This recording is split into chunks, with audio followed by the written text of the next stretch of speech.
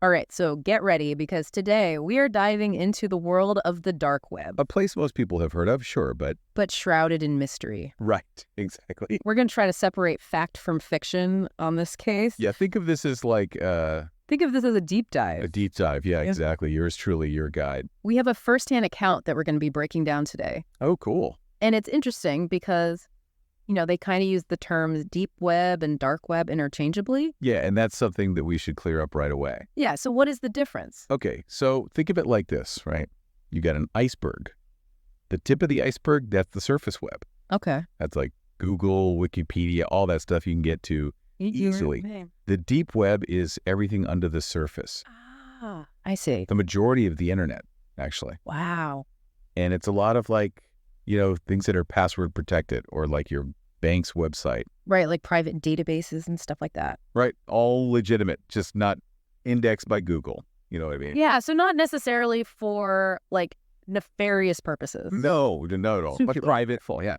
Now, the dark web, That's where it gets interesting. that's Right? a whole different thing. The dark web is a smaller part of the deep web. Okay, so it's like a deeper, even more hidden part. Exactly. And that's where you need special software to even access it. Right, like Tor. Yeah, so the article talks about Tor and onion routing, which sounds more like a recipe than a piece of software. Right, it does, but it's a really cool concept.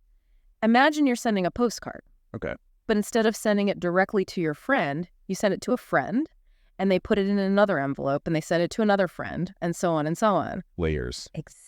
So by the time it gets to your friend, Nobody knows where it came from. it's untraceable. Basically, And that's what Tor does. it bounces your signal all over the world, making it practically impossible to track.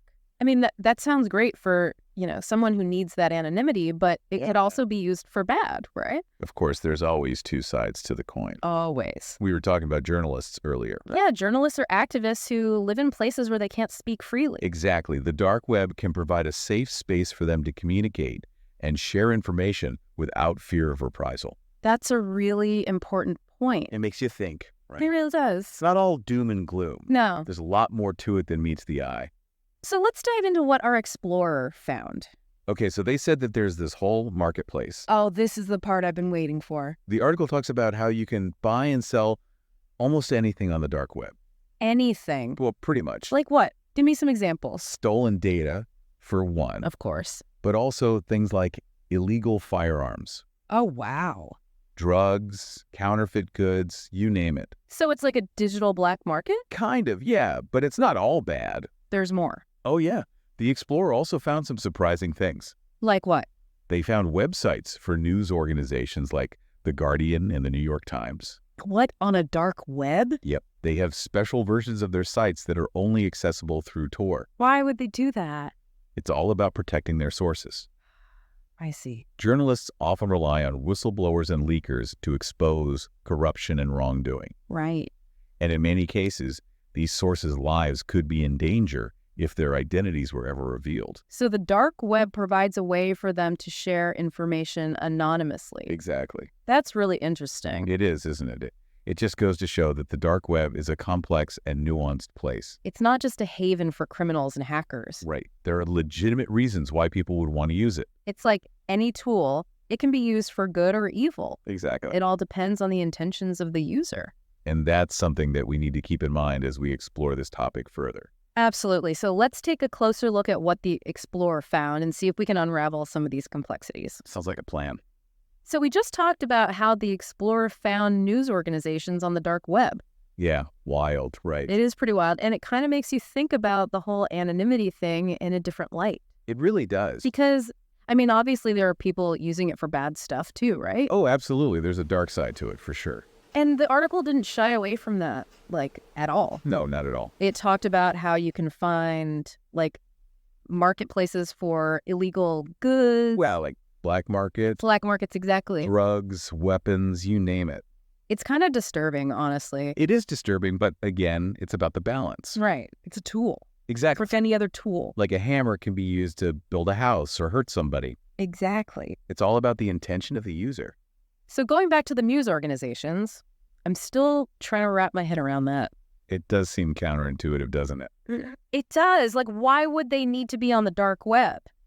Well, think about it. They rely on sources, right? Whistleblowers, leakers, that kind of thing? Exactly. And sometimes those sources need anonymity to stay safe. Oh, because if their identity got out, It could be really bad news for them. they could be in danger. Exactly. So the dark web provides a secure way for them to share information without fear of reprisal. So those onion sites, They act like a digital dead drop. like in the spy movies. Exactly. Remember that huge Panama Papers leak a few years back? Yeah, that was crazy. That all started with anonymous sources using the dark web to leak those documents. Wow, I didn't realize that. It just goes to show you the dark web's reach is far and wide. And it's not always used for bad. Not at all. It can be a tool for transparency and accountability, too. So we've got this strange mix of like illegal marketplaces and journalists fighting for truth. It's a weird juxtaposition for sure. It really is. It's like a microcosm of society itself with all its complexities. Totally. You've got the good, the bad, and everything in between. And it all comes down to how people choose to use it. So where do we go from here? What else did the explorer find? It's really a trip going down this rabbit hole. It is, isn't it? You start to see how much is really out there. And how little most people actually know. Exactly. And the thing is, it's not just about like buying drugs or whatever. Right. There are much bigger things at play. Oh, absolutely. We're talking about freedom of information, privacy, security. The very foundations of the internet as we know it. Exactly. And it makes you wonder, like, where do we even draw the line? That's the million-dollar question, isn't it? It really is. Where does anonymity end and accountability begin?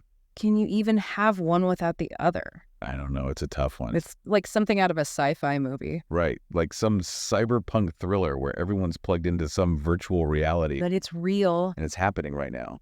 which is why we're talking about it. We can't just ignore these issues. Because they're not going away anytime soon. They're only going to become more complex as technology advances. So what do we do? Well, that's where it gets tricky.